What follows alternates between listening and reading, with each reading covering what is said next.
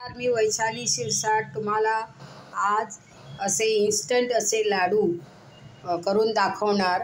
लाडवासाठी लागणारे साहित्य म्हणजे हे पोहे मी जरा गरम करून घेतलेले आहे, जरा भाजून घेतलेले आहे, करपता कामा नये।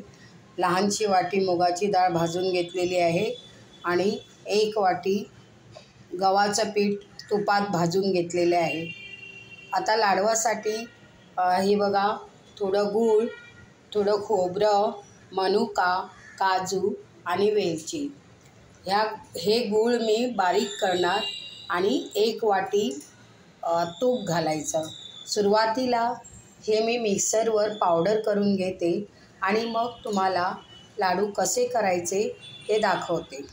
हे बघा, मूग, पोहे आणि गव्हाचं पीठ हे मी मिक्स करून मिक्सरला लावलेलं आहे। आता हे गूळ पण बारीक केलेलं आहे।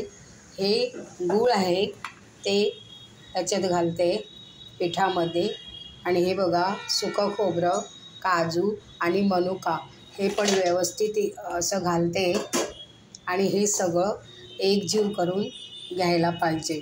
थोडं आता हे बघा, मी थोडं तूप घालते आहे, थोडं तूप घालायचं आणि 1 वाटी मी असं माझ्या ह्याच्याप्रमाणे मी असं गूळ घालते आणि हे सगळं एकजीव करून घेते आणि तुम्हाला लाडू करून दाखवते।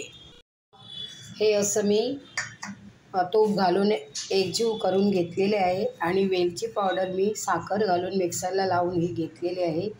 हे सगळं मिश्रण एकजीव करून पूर्णपणे एकजीव करून घेते आणि मग तुम्हाला लाडू करून दाखवते। बघा, हे असं एकजीव करून घेतलेलं आहे पीठ सगळं, म्हणजे पोहे, मुगाची डाळ आणि गव्हाचं पीठ। याच्यात तुम्ही 1 वाटी रवा पण तुपात भाजून घालू शकतात। हे बघा, अशा प्रकारे मी एकदम असे लहान लहान, तुम्हाला पाहिजे तर मोठे पण करू शकतात। हे बघा, आणखी पाहिजे असेल तर तूप घालू शकता, पण हे वळून घेतात इन्स्टंट असे, म्हणजे जास्त पण करून नाही, थोडेच असे आपण खाऊ शकतो। हे बघा, हे असं मी घातलेलं आहे। हे असे लाडू करून सगळे घेते। अशा प्रकारे मी पोहे, गव्हाचं पीठ आणि मूग डाळ भाजून हे आणि गूळ घालून हे इन्स्टंट असे लाडू करून घेतलेले आहे। तुम्हाला जर ही रेसिपी आवडली असेल तर तुम्ही लाईक करा, शेअर करा आणि योग्य तो कॉमेंट्स लिहा। धन्यवाद।